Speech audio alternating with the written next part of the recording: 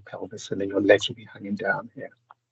Okay, so there's your three types: smooth, cardiac, and skeletal. So let's look at them individually. So your smooth muscle tissue, and for those who've just joined, some of this is going to be a bit of revision from what we did at level 2. So it's controlled by the autonomic nervous system.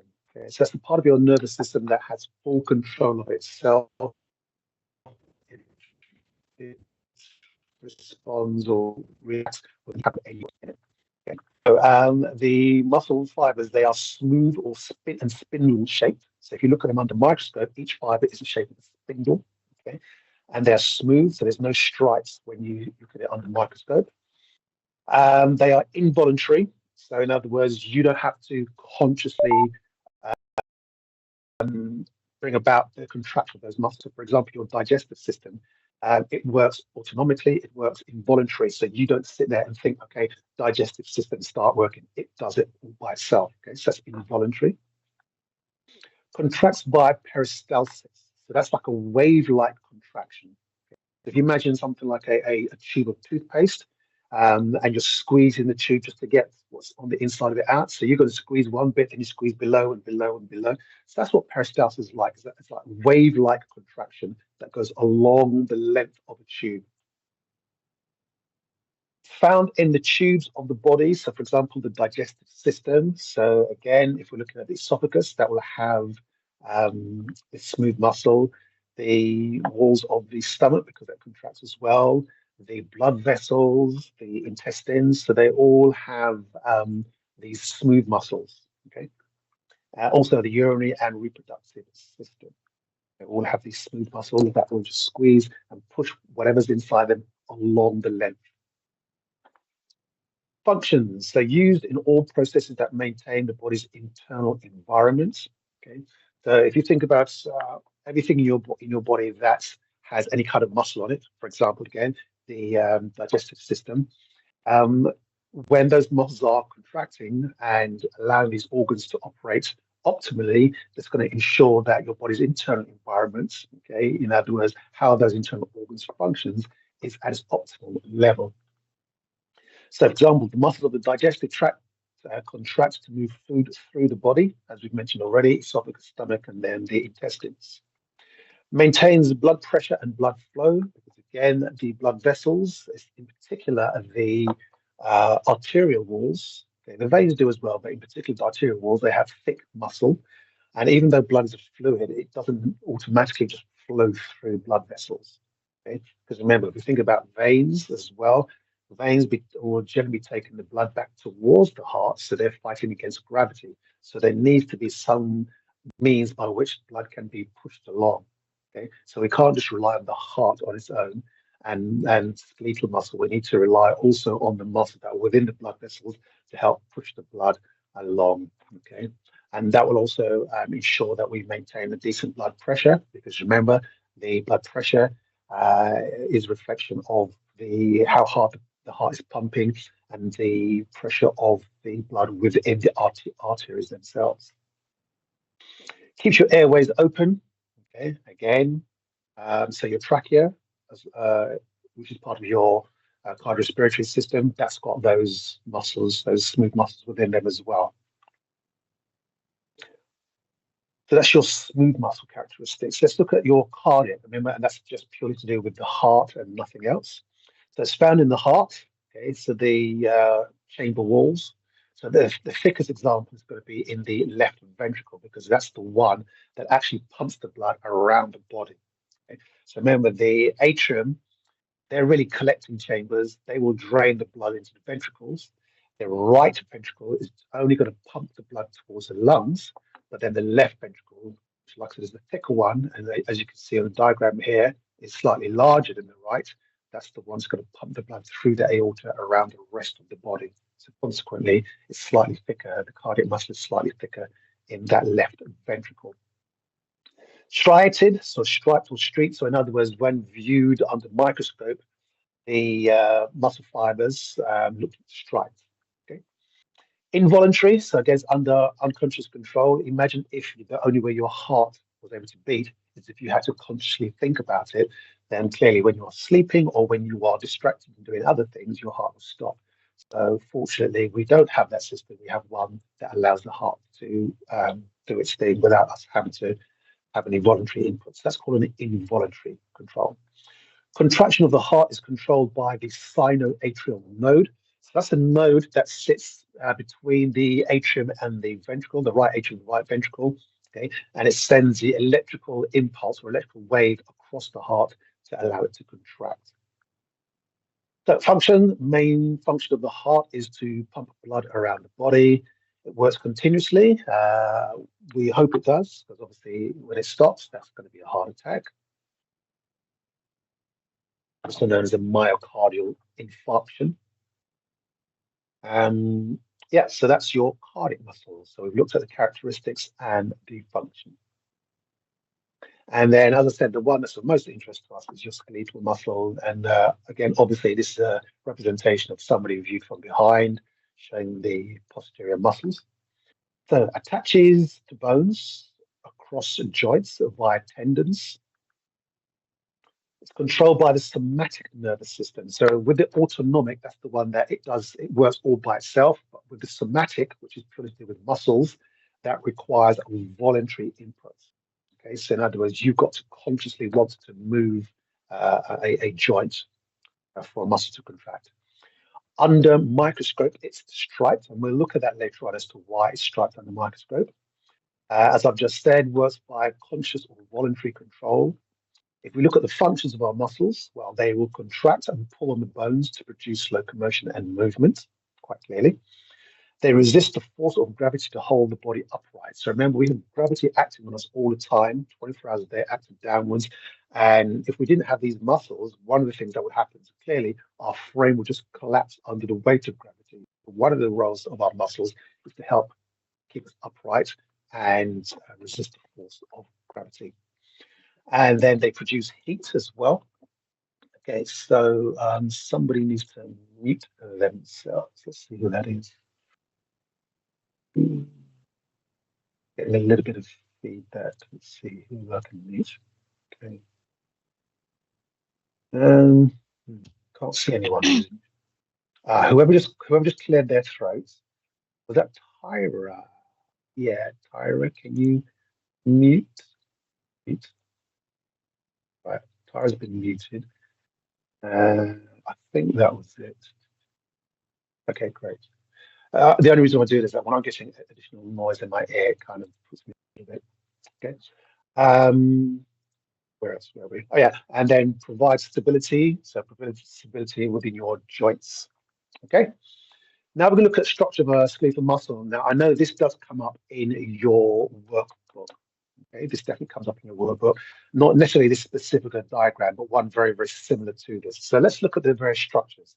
So first of all, this is a representation of a muscle and all the units that make up the muscle. And then this here is going to be a bone. Okay, so let's label this. So we have what's called a myofibril. Now, the myofibril is not actually the smallest units. If you can see these little dots in here, these are the myofilaments, and we're going to look at those shortly. Okay, so myofilaments come together to form the myofibril, and then all of these little circles you see in here, these are all examples of myofibrils. So a whole group of myofibrils that you can see here, they come together to form the muscle fiber.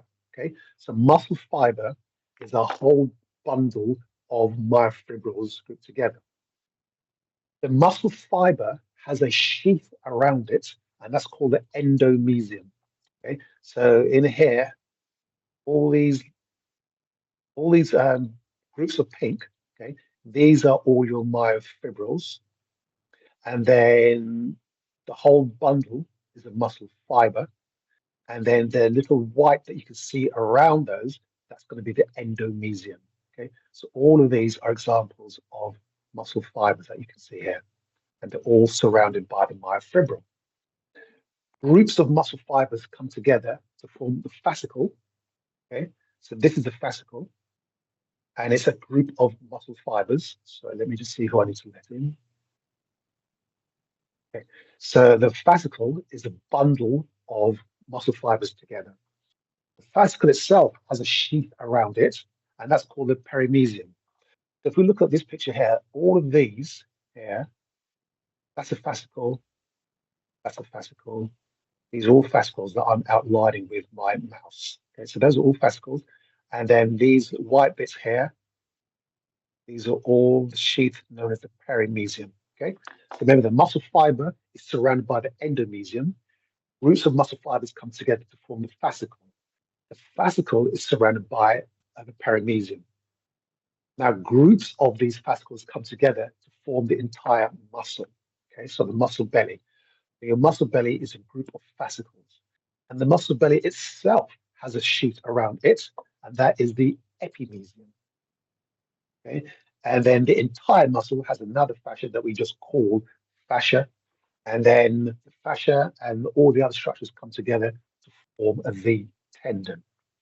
Okay, so I think you have to label most of these in the workbook. I'm not quite sure, but it's important that you try to remember the layers. Now, do remember it is an open book, so you should not really make a mistake when it comes to labeling the diagram because you can make reference to the manual, you can make reference to the PowerPoint slide. Okay. Remember, muscle fibers surrounded by the endomysium, fascicles surrounded by the perimysium, and the muscle itself, the whole muscle, is now surrounded by the epimysium, and then all of that is surrounded by just basic fascia. Okay. So I'm just going to go back a touch. Okay, right, cool. So let's look at some characteristics of muscles. Now, I should have double checked the slide because I have put in this as a revision, but I haven't covered this slide on its own. So let's just take out these first. Take those all out. So contractility, that's the ability to shorten. Okay, these are characteristics of muscle. They have the ability to shorten, as we all know, when we move in the limb. Extensibility, so that's the ability to stretch and lengthen. That's called extensibility. Elasticity, that's the ability to return to its original shape and size. So once I've extended it, it's able to come back to its original size and shape. So that's elasticity. And then excitability, that's the ability to respond to a stimulus from the nervous system. Your muscles will not, your muscles only contract as a result of a stimulus from the nervous system. Without that stimulus from the nervous system, your skeletal muscles will not contract. Okay. So a simple example, let's say you sever your spinal cord. So your spinal cord is the starting point of electrical activity for your muscles to contract. So if you sever your spinal cord, because no electrical impulse can go from the spinal cord to the muscles, that's why you become paralyzed. Okay, so paralysis is where there's disruption to the spinal cord and therefore no electrical impulse can travel to the muscles. Okay. Let's see if we can remember those letters. Remember these letters here, they're the first letter of the missing word. I've kept the description in. So what is the ability to shorten? That's called contractility. The ability to stretch and lengthen, that was extensibility.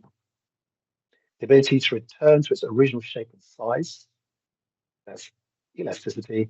And the ability to respond to a stimulus from the nervous system, that's called excitability. Okay. So let's see again how much of that previous slide you remember. We're going from left to right. So we said that this, okay, anyone remember what this is? If you do remember, just don't vocalize your answers, just see if you can do it in your head. So we said that was the myofibril.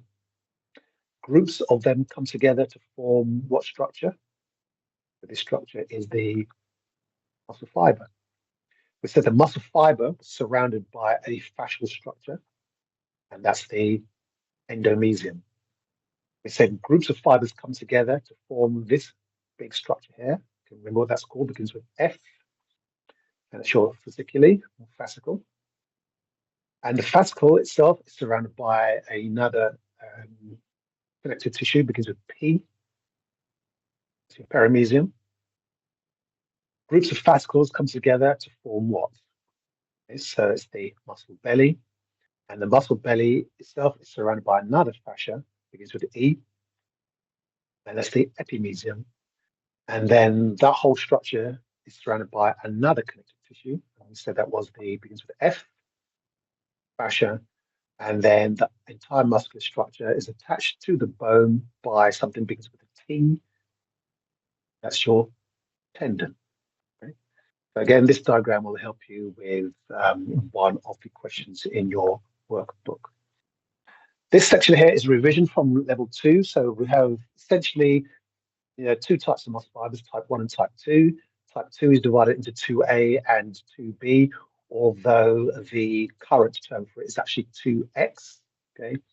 Again, from a workbook perspective, still use the term 2B, but be aware that the current correct term for it is 2X. So let's see how much of this you can remember from level 2. So fiber type 1, okay, so it's rich blood supply. So what color would it be? Okay, choices of 2, red or white. So it's going to be red. What type of activity do we have for your type 1 fibers? Is it aerobic or anaerobic? The answer is going to be aerobic. In terms of mitochondria, and remember, mitochondria, that's where aerobic production occurs. Okay? So it's either going to be rich or poor in mitochondria. You reckon it's going to be rich? Force production of your type 1 fibers, is it going to be high force or low force? That's going to be low force. And is it slow or fast fatigue, the fibers? Okay, do they fatigue quickly or do they fatigue slowly? And it's going to be slow. And then your type 2B or type 2X. So poor blood supply. So again, what color is it going to be, red or white? So clearly it's going to be white. Activity, is it aerobic or anaerobic? Well, we know that type 1 is aerobic, so clearly type 2X is going to be anaerobic. Remember mitochondria, that's where aerobic respiration occurs. But we've already said that type 2X is anaerobic. So is it going to be rich or poor in mitochondria? The force, is it going to be high or lower force production? Remember, it's your type 2X, so things like power training, so it's going to be high force. And fatigue, is it rapid or slow to fatigue? It's going to be the opposite of type 1, so it's going to be quick to fatigue. Okay. Not sure if this comes up in your workbook, but if it does, again, you have the answers there on your slide. And remember, we did cover this at level 2. The effects, so exercise effects on these fiber types. So to train type 1, which is your slow oxidative, you need to be doing aerobic and endurance type training. Okay. So we talk about endurance type training, we could be looking at high repetitions. So you could be doing something like 50 sit-ups, for example. Okay. We know what aerobic is, so running, cycling, swimming, that kind of stuff. Type 2A, so high intensity aerobic, anaerobic, and resistance training. So again, with this one, if you're doing things like relatively moderate to high reps for your resistance training, and if you're doing something like HIIT, okay, so that's HIIT is going to be using things like your type 2A fibers, and type 2B is going to be purely anaerobic, so anaerobic high intensity. So, for example, hypertrophy, strength training, power training, they're going to use pretty much exclusively type 2B or type 2X. Okay. The adaptations, so when we say the adaptation, in other words, what happens to you and your muscles as a result of using these training stimuli. So we have increased aerobic threshold. Okay, so in other words, the point at which things like lactate starts to build up, we can increase the intensity before things like lactate becomes an issue. Increase the number of mitochondria. So remember, mitochondria is where aerobic respiration occurs. So the more mitochondria we have, the more ATP we can generate. And the more ATP we can generate aerobically, the greater our capacity to work aerobically. Okay? And again, increase the amount of myoglobin. So your myoglobin, that's the bit that's going to be attaching your red blood cells. So remember, the red blood cells is what carries the oxygen. Adaptations for your type 2A, which is your intermediate fibers. So your intermediate fibers, depending on your training, they may move towards looking like type 2B, having type 1 characteristics, or they may develop type 2B characteristics. So it just depends on your training. So if you do mostly aerobic type training, HIIT type training, these 2A fibers might start to turn into type 1. And if you do more relatively heavy resistance training, then some of your type 2A fibers may turn into type 2B. Do be aware that type 2B cannot turn into type 1. Okay. Type 2B can become 2A, 2A can become 1, and 2A can become 2B, but you can't turn type 2B straight into type 1 because they're completely different characteristics. Okay. Potential adaptation for training your type 2B muscles, so increased lactate tolerance, faster neuromuscular response. Okay, so the rate at which you get signals from the nervous system to the muscle will increase. It gets a lot faster. Okay, and then you can increase both your power and strength. Now, this table is small, but I think there's quite a bit of information there. So I'm not going to put you through this revision section. Okay. Anything to do with revision, by the way, in these PowerPoints are bits that I have added so that you can test yourself when you get this. And do remember, I think Omer pointed out that these transitions don't work using things like Canva. So if you want to be able to test yourself, you need to open this in PowerPoint. Okay. So origins and insertions. So this is very, very important. I think, yeah, this does come up quite a lot in your workbook. So skeletal muscles have a recognizable attachment to bones via tendons. We have a muscle attachment nearest to the midline of the body. Okay, and that's going to be the origin. And then we have a muscular attachment furthest from the midline of the body, and that's going to be the insertion. This diagram here is of the back of the lower leg. So this is your calf muscle, your gastrocnemius. And in this example, this is going to be the origin. Okay, so this is your thigh bone here. This is your origin, which is nearest to the midline of the body. And this is the insertion into the calcaneus, which is your heel bone. So that's furthest away. So this is proximal because it's nearest, and therefore it's the origin. And this is distal, which is furthest away from the midline of the body. So therefore it's the insertion. We've got written here, golden rules, muscles only ever pull. So even though we have pushing exercises, the movement is a push, but the muscle still only pulls. Okay. So a bench press is a pushing movement. A push up is a pushing movement. Shoulder press is a pushing movement. Okay. So those movements are called pushes, but the muscle is still only pulling. Okay. So the next few slides, okay, I've added the next couple of slides. So the original slides don't have this. So I'll send you this one. And again, you can use this to test yourself. So I've added this page, and I've added the next page. So on this page, you can see 6 different muscles, and we're going to look at the origins and insertions of each. So this is your bicep muscle. The origin, okay, is going to be in this region here, so towards the top of the scapula. And the insertion is going to be in the radius. Okay, so it's the radius here. This one here is your triceps. So we have the origin.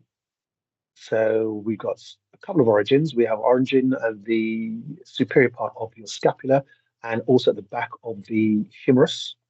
And then the insertion is going to be into the olecranon process, which is at the top of your ulna. Pec major here.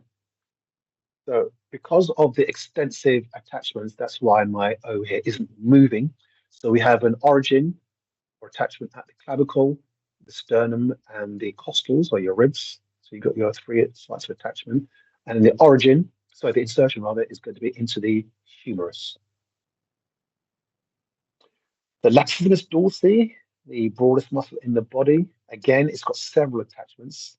So it attaches from the sacrum and along the spinous processes of the thoracic vertebrae. And then insertion is going to be into the scapula and the humerus. Hamstrings, the origin is going to be on the ischium. And then we have 2 insertions, okay, because you've got 3 hamstring muscles. 2 of them insert into the tibia, that's the semimembranosus and the semitendinosus, while your biceps femoris inserts into the fibula. And then this one is the quadriceps. So you have two insertions. So this one here is into the pelvis. And then we have, that's just going to be the rectus femoris. Okay, so remember you have four quadricep muscles, the vastus medialis, vastus intermedialis, vastus lateralis, and the rectus femoris. The rectus femoris is the only one that attaches to the pelvis. So it's on my mouse, this one here. And then the other muscles, the other quadricep muscles attach along the femur. Okay. And then the insertion is going to be into the tibial tuberosity. So it's going to insert into the tibia. Okay, so another page that I've added, so showing you the same thing. Okay, so this one here is the trapezius. And again, there's quite a few origin points. So we have the base of the skull, the occipital bone. We've got spinous processes from around about, say, T1 or T7 all the way down to T12. And then insertion is essentially going to be into the scapula, various parts of the scapula. Rex abdominis, so the origin is around the region of your pubic symphysis or the pubic bone, and insertion is going to be in towards some of the lower ribs and the xiphoid process. Adductors, basically adductors, they're going to, their origin is the pubis, and the insertion is along the length of the posterior aspect of the femur. So you've got different ones. So you've got the adductor longus. So the insertion is just going to be in this region. You've got the adductor brevis rather. Adductor longus is along here, and the adductor magnus pretty much takes up the entire length of the posterior aspect of the femur. Now down to the lower leg, we have the soleus and the gastrocnemius. Let's look at the soleus first. So the origin is going to be the fibula and insertion into the calcaneus, whereas the gastrocnemius is going to have its attachments on the femur, and then again insert into the calcaneus. So that's going to be your gastrocnemius, your calf muscles, and then finally our gluteus maximus. We have attachments or origins along the ilium, the sacrum, and the coccyx, and then the insertion is the gluteal crease, sorry, the gluteal tuberosity on the femur and the ITB, the iliotibial band. Okay, now there's a lot, but that was only 12. That was only 12 muscles across those 2 pages.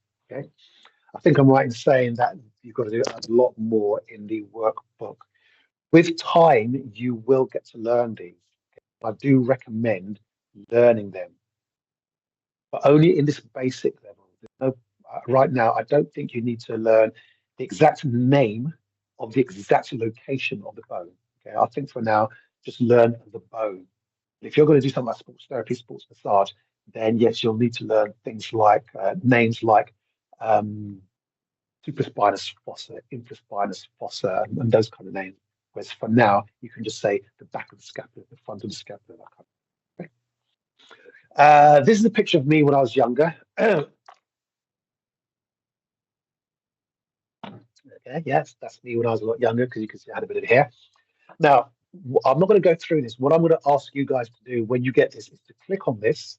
And what it will do, because this picture is a link. I've discovered a while ago this one doesn't work, the name here. But if you click on the picture, it will take you to a website that's got lots of origins, insertions, and actions. Okay.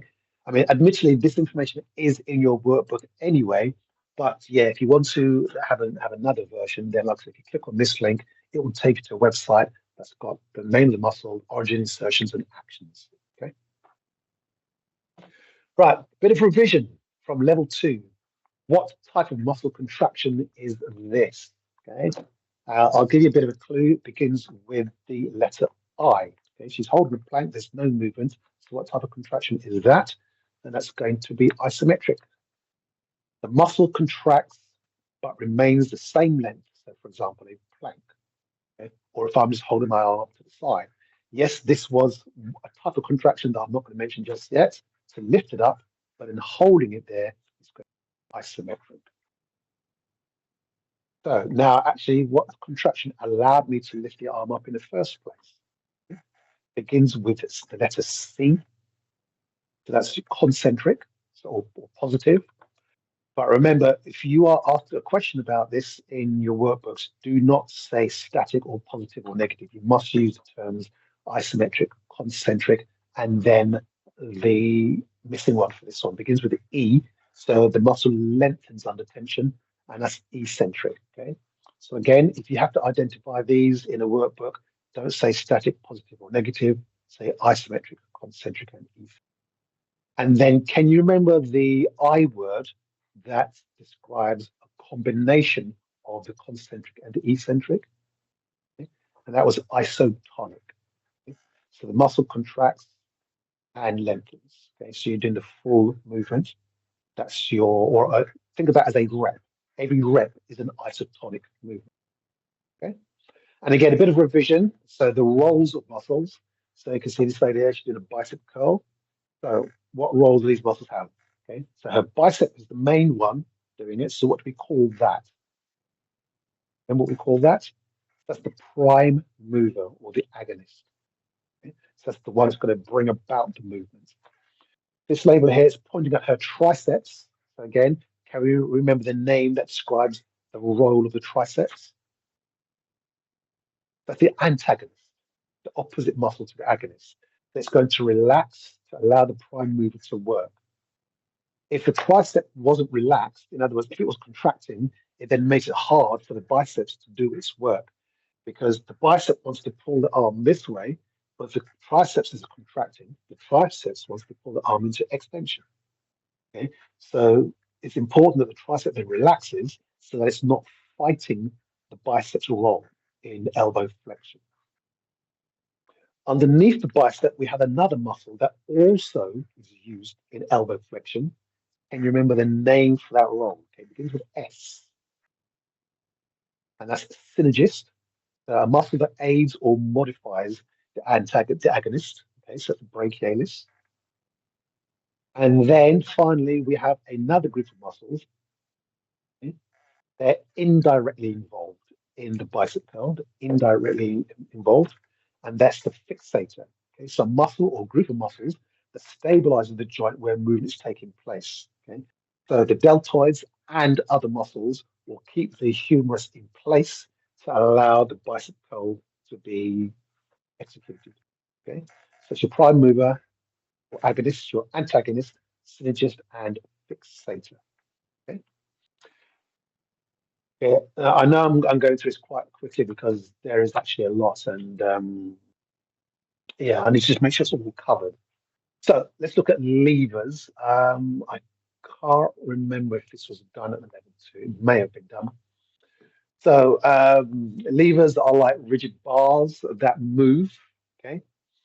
You have levers, you have fulcrums, and you've got force. So the fulcrum is think of that as the pivot point. Okay.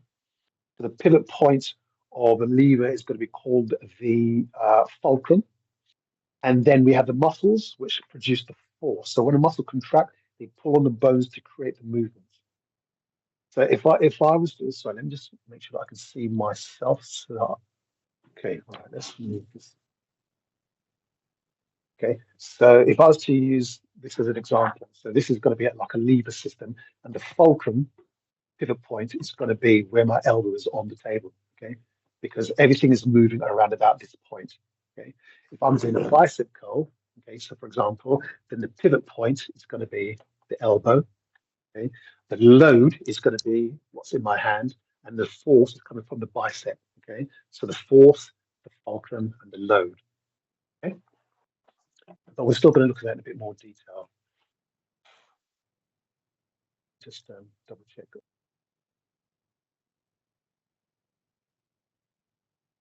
Okay, so it says here, I'm going to bypass this diagram because there's others that we can use. Okay, so shortening the lever will make an exercise easier. So, for example, press ups or push ups on the knees rather than full press ups. So, when we talk about full press ups, we clearly talk about doing them on your hands and your toes, okay, hands and toes. But if you shorten the lever, okay, which is the distance between the pivots and force, that's going to make it a lot easier. So consequently, doing push-ups on your hands and knees, okay, that whole thing, the distance between your hands and your knees is shorter than the distance between your hands and your feet. So it's a shorter lever, so consequently the exercise is easier to perform. Okay. And if you were to lengthen the lever, it's going to make it a lot more challenging. Okay. So a wide grip pull up, lateral pull down, for example, should be more challenging than a narrow grip one, because again, the distance between those points is a lot greater, so less force is going to be produced. So now let's look at these levers in a bit more detail. We have three types of levers: first class, second class, and a third class.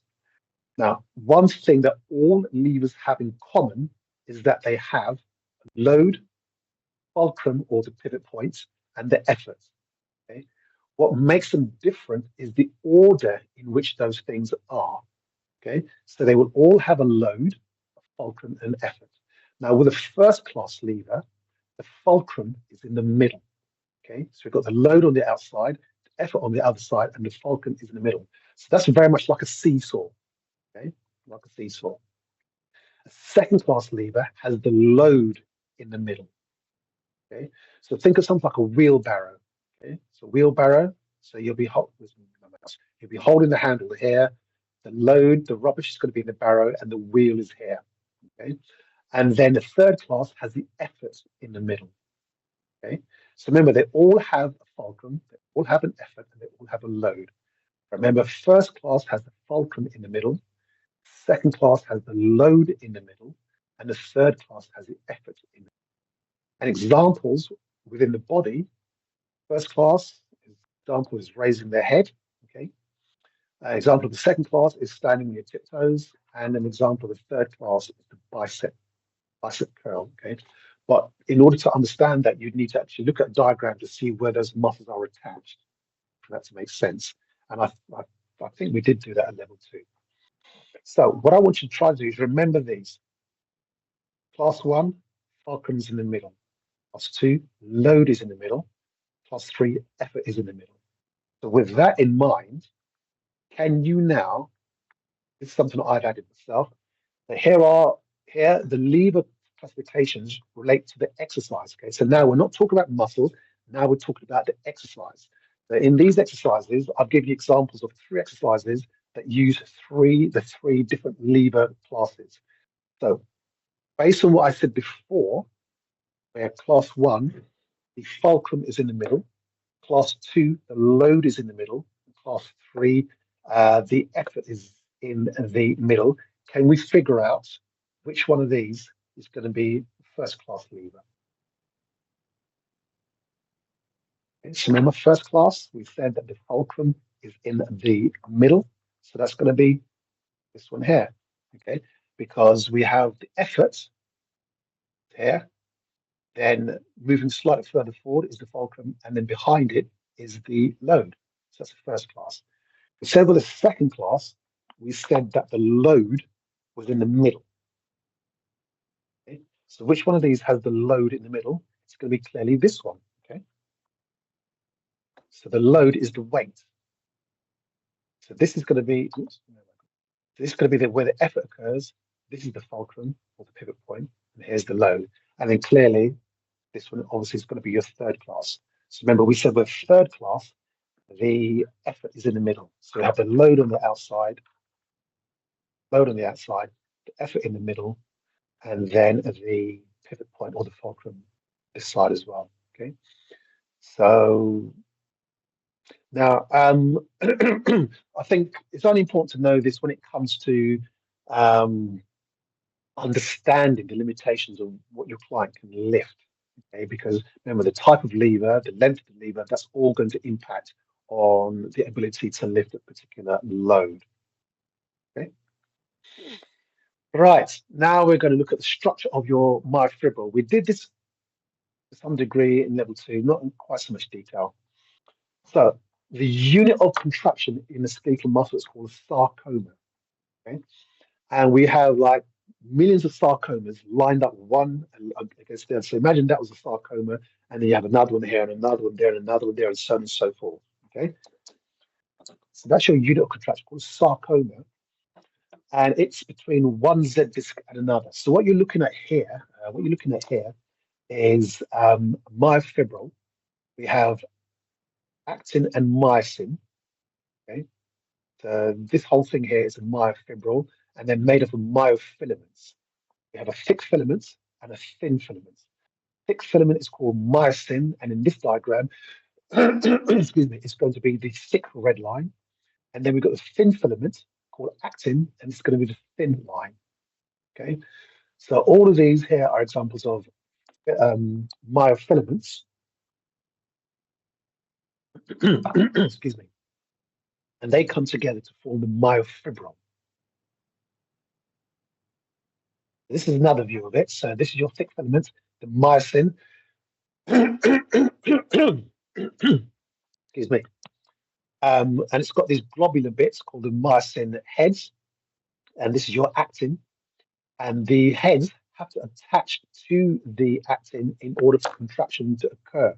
Okay, the actin is attached to the Z disc. So this bit here is a Z disc, which is the same here. So you see another Z disc, and so one Z disc to another was sarcoma. Okay, so from this Z disc to that Z disc is a sarcoma, and then you have another one over here. You've got another one, and so on and so forth.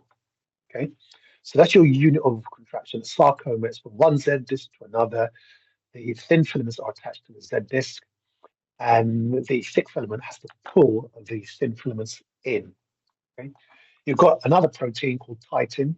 Okay, so you've got titin here, but that's not a contractile protein.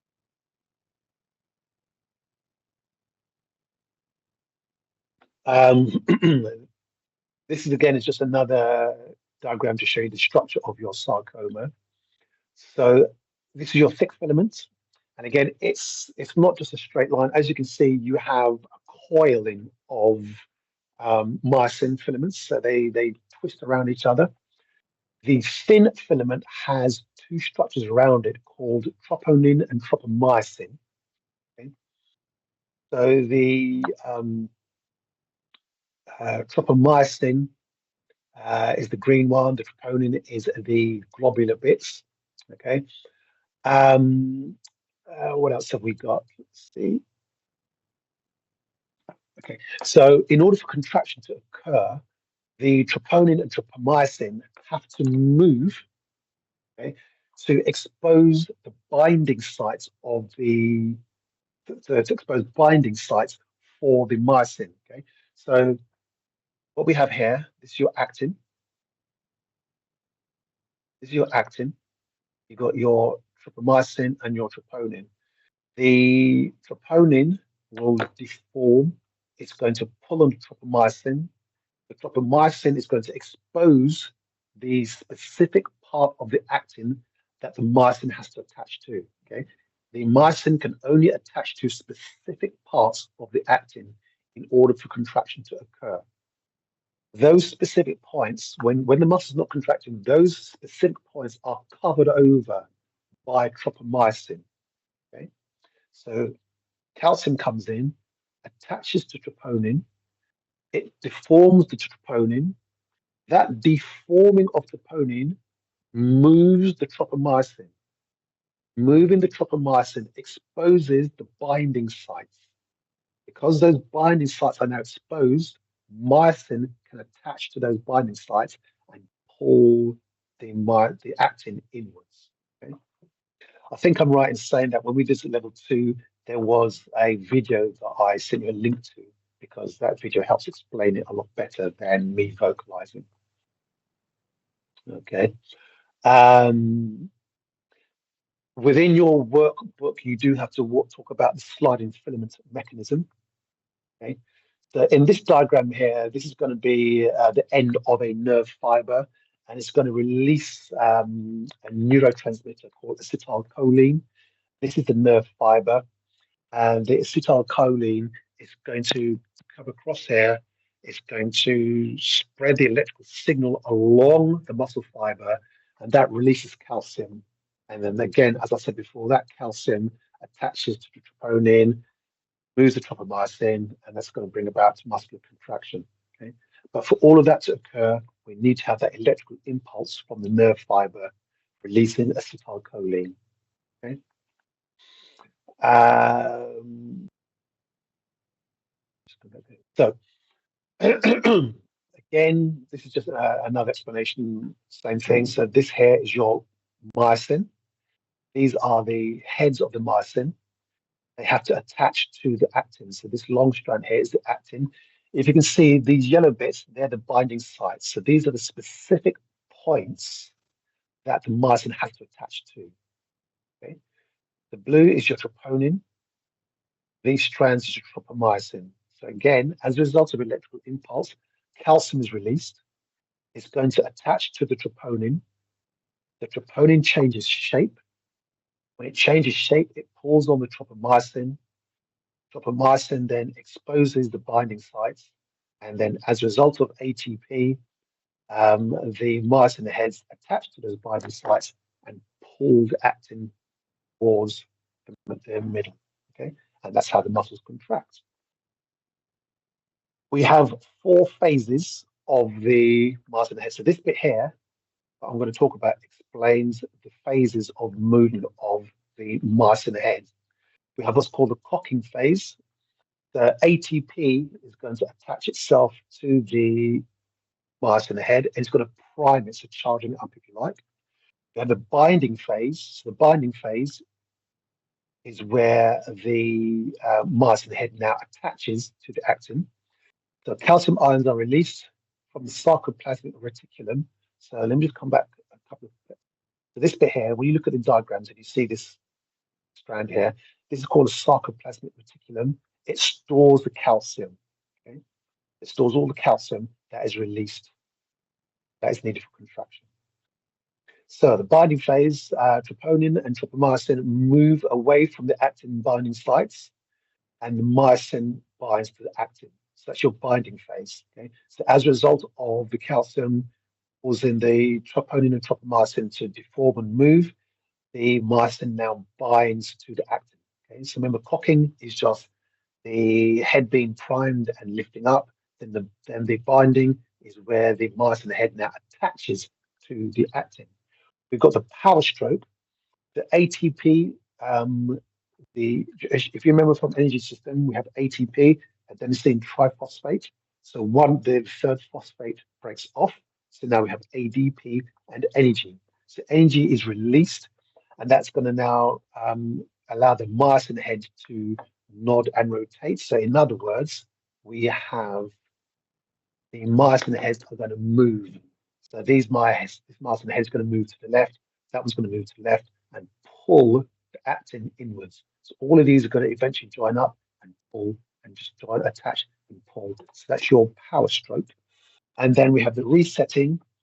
So ATP binds to the myosin head and releases it from the actin. So the resetting is where ATP now binds back to here, and then the myosin head detaches from the actin. Okay, so we're going to prime it. So we're going to priming the cocking phase. We've got the binding phase where it attaches. We have the power stroke where it moves the actin, and we've got the resetting where it detaches, and then the whole process just starts again and again and again, providing the muscle needs to contract. Okay, quite a bit there, so we won't go through retesting you, but you can use that to test yourself. Motor units, I think this may come up. I think it certainly did at level 2. So a motor unit is an individual motor neuron and all the fibers that it innervates. So in this diagram, you have a motor neuron, okay? That comes from your nervous system, and these are terminal branches, and they attach to the muscle fibers, okay? So a motor unit will be the muscle, so the motor neuron, all of the fibers that it innervates. Remember, we said previously, the muscle's only going to contract if it's stimulated by the nervous system. Every muscle fiber has a motor neuron that branches and attaches to it. So let's imagine that these were all muscle fibers, okay? And this was a nerve, a neuron. It's going to have branches that's going to attach to each of these, okay? So that's going to be called a motor unit. So remember, the motor unit is a neuron and all of the fibers that it innervates. So an electrical message along a motor unit, a motor neuron will generate stimulus to fully contract all the muscle fibers within that motor unit. Okay. In other words, this motor neuron is going to stimulate all of these. Okay. The motor unit is on or off. In other words, the motor unit will stimulate all of the fibers or none. That's called the all or nothing law. Okay. So the all or nothing law is going to state that the when an electrical signal is reached from the motor neuron to the muscle fibers, it will stimulate all of them or none of them. So you won't have some of the fibers stimulated, you'll have all of the fibers in that particular motor unit. And we have different sized motor units. We have large ones, we have small ones. They are recruited depending on the force that is required. Okay. So greater force production we equals a recruitment of large motor units. Lesser force production requires a recruitment of smaller motor units. Okay? So we have large motor units in the big muscles. So things like quadriceps, hamstrings, pecs, lats. These are big, powerful muscles. So they will have larger motor units. By that, I mean that each motor neuron stimulates a larger number of muscle fibers. So these numbers I'm just making up, but I'm going to use it as an example. So for example, you could have one motor neuron stimulating 100,000 fibers, for example. That would be a large unit. Or you could have one motor neuron stimulating only 10 fibers. That will be a small motor unit. Okay. So force production, so motor unit one, two, and three. So in this example here, if a small amount of force is required, we're only going to still use maybe one motor unit. Okay? If we require more force because the load is heavier, we may require two motor units. And if the load is even heavier, then we require three motor units, and so on and so forth. Okay. So it's not just the size of the motor unit as an individual, excuse me, but it's the number of motor units that get recruited. So the greater the force that's required, the larger the motor units that is going to be recruited, and the greater the number of them that's going to be recruited. Well, and remember, the takeaway point also is that the motor unit is either going to be switched on fully or not at all, and that's your all or nothing law or principle. Skeletal muscles, so muscle sensory organs. So we've got here protects the muscle and helps to control stretch. So we have muscle spindles. So before we look at the text, let's look at this diagram here. Representation of the upper arm with the bicep. Within the bicep, we have a proprioceptor called a muscle spindle. Okay? And it says here it detects change in length of a skeletal muscle. So we're all familiar with how the spindle works. So when the muscle is stretched, when let's say you're doing a stretch, example posterior deltoid, and we say, oh yeah, I can feel that stretch. That is a result of the muscle spindle. They get deformed, and they send a signal along the sensory neuron, send a signal to the spinal cord. Okay, and then you get a motor response that's going to cause that muscle to contract. Okay, and that's called a stretch reflex. Okay, so yeah, muscle spindle detects a change in the length of the skeletal muscle. That's what it does. It's located in the belly of the muscle. It's going to initiate muscle contraction called the stretch reflex. Okay, so we get a signal from the spindle along the sensory neuron to the spinal cord. Within here, the interneuron is going to decide what to do. Then we have a response along the motor neuron to the muscle, causing it to contract. We have down here within the tendon another proprioceptor called the GTO, the Golgi tendon organ. Okay, so as a result of that contraction, the GTO, the Golgi tendon organ, that will sense that tension, okay, and it's then going to cause the muscle to relax.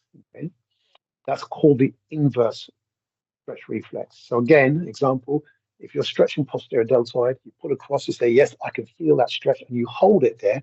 After a while, you won't feel that stretch sensation.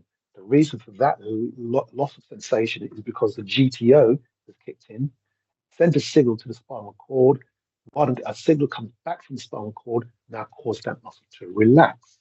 Okay? So remember, the tension you feel is the contraction. The GTO kicks in, causes the muscle to relax. You can no longer feel that tension, and then you can stretch further. Okay, and that's going to be your developmental stretch, also known as your inverse stretch reflex. If you ever do some research and you see the word myotatic reflex, that's the same as your stretch reflex. Okay?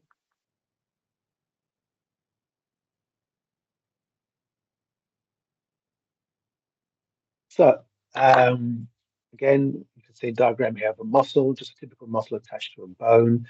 This is the representation of spinal cord, but it's been sliced. It's sliced. So, again, looking at the GTO, which is your inverse reflex. So the muscle is under tension because remember we said the muscle spindle is going to cause a contraction. As a result of that contraction, your GTO is activated. That then causes the muscle to relax, and that's your autogenic inhibition. In other words, the muscle is causing itself to relax. Okay, that's called autogenic inhibition. So inhibition is you're stopping the muscle from contracting. So in other words, you're causing it to relax. So autogenic inhibition is causing the muscle to relax. Okay. So again, Golgi tendon organ is going to pick up sensation of the muscle contracting, sends a signal to the nervous system, and that then sends a signal back to the muscle, causing that muscle to relax fully. Inverse reflex, also known as autogenic inhibition. Reciprocal inhibition, on the other hand, is where one muscle contracts, but it causes the opposing muscle to relax. Okay, that's reciprocal inhibition. Okay, and that's what we did when we did the PNF stretches the other week. We were doing reciprocal inhibition. Okay, so contracting one muscle causes the opposite one to relax. So reciprocal inhibition occurs when stimulation of the agonist muscle causes relaxation of the antagonist. So, i.e., when a muscle is switched on, excuse me, the opposite muscle is switched off. Okay, so if I do a bicep curl, contract the biceps, that's switched on, triceps is switched off. Reciprocal inhibition plays an important role in the performance of exercise and daily activity. So, for example, resistance training. Okay, so again, just like we said, contract one muscle, opposite switches off. If we're doing a PNF stretch, so for example, the contract relax. So this is the version. I don't know if you recall when we covered the PNF the other day. This is the version that I said we're not going to focus on because it can be quite complicated. Okay, so this is the one where you contract the agonist, and as you stretch the muscle, you contract the antagonist as well. Okay, but either way, that combination is going to allow the muscles to relax. Okay, if we just focus on the CRC version, so not the where you just contract. If I'm doing, let's say I'm doing tricep stretch. Okay, remember when we're doing the PNF, I'm going to contract the tricep. Okay, so if I contract my bicep, as part of that stretch, I relax the triceps. Contract the biceps further, it's going to allow me to stretch the triceps even further. Okay, so remember that's reciprocal inhibition. Contracting one muscle, I'm causing the opposite to relax, and that's this part of the crack, the agonist part of this. Okay, this contract, relax, agonist, contract. That was one of the PNFs. So this part here is really what brings about the reciprocal inhibition. Effects of exercise on muscles. So we have immediate and long-term effects. So immediate, so increased muscle temperature. Obviously, muscles start to get warm as we exercise. Increase the muscle pliability, so the ability for it to stretch. Increase power output from the muscles. Okay, so when you start warming up and doing the exercises, one of the immediate effects is we're priming the muscle. Okay, uh, I've just briefly forgotten the correct term. It's called post activation potentiation. So once you've done like your first set, you prime the muscle, you activated and stimulated and potentiated the nervous system, and that's going to allow for more muscle fibers to be recruited and more power to be delivered. Okay, so if you're doing a power exercise, for example, doing some strength work is going to potentiate the nervous system, and it's going to then allow you to express power more effectively. Okay, so anyone who's doing a power exercise or a power event, doing some strength stuff first, and allows you to develop more power. Okay, so that's going to be increasing power outputs and muscle fiber recruitments. Obviously, you're going to get muscle fatigue as a result, immediate muscle fatigue as a result of the exercise. You could get DOMS, delayed onset muscle soreness. And remember, that's got nothing to do with lactate or lactic acid. That's going to be the build up of hydrogen ions within the muscle, causing acidity within the muscle, but that's not lactic acid or lactate. It says here increased production of lactic acid, which is incorrect because lactic acid does not actually exist within the muscles. It's lactate. Increased oxygen uptake. So yes, when you're exercising, especially if you're doing cardio, you require more oxygen, and then obviously increased blood flow to take oxygen to those muscles. Long term, so increased muscular fitness, quite clearly. Hypertrophy, power, and endurance will increase. Increased myoglobin, glycogen CP stores. So remember, myoglobin, that's going to be the one that's going to carry the oxygen. Glycogen is going to be your main source of forming ATP, and the CP stores are going to increase as well. Remember, that's your creatine phosphate. That's going to be the energy system that's going to give you immediate ATP for a very short period of time. Increase in aerobic enzymes, capillary number, and density. So, in other words, that's going to improve your aerobic capacity. Same with the mitochondria. We said earlier, the mitochondria are the organelles within the cell where aerobic respiration occurs. Okay, so the bulk of your ATP aerobically is produced within the mitochondria, and as a result of increased aerobic training, you're going to multiply the number of mitochondria and their actual size, and therefore more ATP is produced. Increased intolerance to lactic acid. Again, that's not true. It's lactate. Increase in tendon strength if you're doing impact type activity, and increased recruitment of your motor units. And that is demonstrated by your ability to lift heavier and heavier weights. Okay? And also in your coordination. Okay, because coordination is to do with the recruiting motor units and the efficiency of your nervous system. So when you're learning a skill, okay, even if it's just balance or a skill like being able to hit a ball or basketball, being able to get the ball in the net, that's a skill, and that's what you're doing. You're training your nervous system to recruit the motor units in the appropriate order and to the appropriate degree. Okay. Response to overuse, and sorry that we're going slightly over. Response to overuse, so you get muscle imbalance. So this example here is if a muscle on one side is used too much, it becomes short and tight, and therefore its opposing muscle becomes weak and lengthened. So as a personal trainer, your role, once you've identified that, will then be to perhaps stretch out these ones and strengthen the opposing ones. So simple example, let's say you do a lot of pushing, but you don't do as much horizontal pulling, you're going to have a rounded, protracted type posture. Okay, so that's an example of overuse. So the muscles here become overactive, they're tight. Muscles behind, the opposing ones, become lengthened and weak. So what I then have to do is spend more time stretching these ones and strengthen these ones at the back to pull me back into alignment. Okay. Excuse me. And just quickly flick through and see what else is there. Okay, great. We're nearly there. So altered roles. Okay, so as a result of altered joints, so there's a number of things that can result in altered joint motion. In other words, your joints not articulating the way they should do. And that's mostly going to be in something like your ball and socket type joints, really, more than your hinge joints because of the limited motion available to them. Okay. So you can have muscle imbalance will alter your joint mechanics. You have synergistic dominance. Synergistic dominance is purely the muscle that's the synergist is taking on the role of the main one. So, for example, when we're sprinting, hip extension is mostly the result of your glutes. Okay, but if your glutes are weak, then your hamstrings will take over the main role of hip extension. Okay, but your hamstrings are the synergist. The prime mover to hip extension is the glutes. So if your glutes are weak, hamstrings will start to become synergistically dominant, and that can alter the function of your joints as well.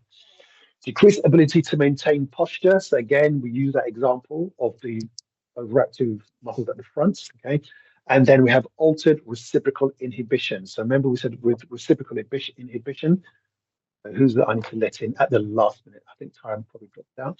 So with reciprocal inhibition, remember we talked about how um, contracting one muscle causes a relaxation in the other. Okay, so if one muscle is overactive, it's going to be constantly switching off the opposite one. Okay, which is not ideal. So it's important that, and that's obviously going to affect how your joints operate. So it's important that we have muscle balance, and that's going to ensure that there's no dominant reciprocal synergistic muscles, and that our posture is upright and as it should be. So very important to make sure that your training is balanced. And I think for most of us, we could probably admit that our training isn't always balanced. Those of you who do lots of hip thrusts to work your glutes, I bet you don't work your hip flexors to the same degree, and yet they are opposing muscles. Okay? So finally, let's just look at this here. I'll just open these all up. So in this example here, we have somebody on a treadmill, and you can see how her knees are caving in. And then also here, where she jumped from this platform, the knees are collapsing inwards. Okay. Now, that may be because her adductors are overactive and her abductors are underactive. Okay. So as she's running here, or as she's landing, the adductors are either going to pull the legs inwards, or it could just be that the abductors are too weak to pull the legs back into alignment. Okay? What I've listed here for you are the muscles that adduct or bring the legs together. I've also highlighted the muscles that abduct or pull the legs apart. Okay. Now, some authorities, I'll wrap up very, very shortly. Some authorities actually think that this is not such a bad thing, okay? Because what's happening is that she's using more muscles to decelerate as she lands. Okay, so some people say it's not a bad thing. When it is a bad thing is if you say to your client, I want you to jump off this and I want you to try to land with your knees in line with your toes. And if they are unable to do that, that's when it's a problem. Okay. So if this happens naturally, it's not a bad thing. But if you say, right, now jump off this and land, keeping your knees in line with your toes, then if they can't do that, then you know it's a problem because there's an imbalance. Okay? And same here. Okay, running like this is not necessarily a problem, but if you say, right, now I'm trying to run, keeping your knees in line with your toes, and they are unable to, then we can say, yes, it is a problem because we have this muscle imbalance. Okay, not going to test you on that. Okay, cool. So again, sorry that I went over by 10, but I did say this was quite a long presentation. So are there any questions about what we covered? Okay. So remember, this is for LO3. Obviously, you can use your workbook and you can use the slider presentation to help answer those questions. Okay. None? Okay, cool. So I will send you this slide in the next 15, 20 minutes with clarification of the homework as well. I'll send you the link for the 2 p.m. one. I think that's the nervous system. I think it's nervous system. That's for LO6. Okay. So again, just one last time, any questions on this? Any questions on anything? Okay, cool. So thank you for attending this morning. Sorry for going over a little bit, and I will see you all at 2 o'clock. Thanks.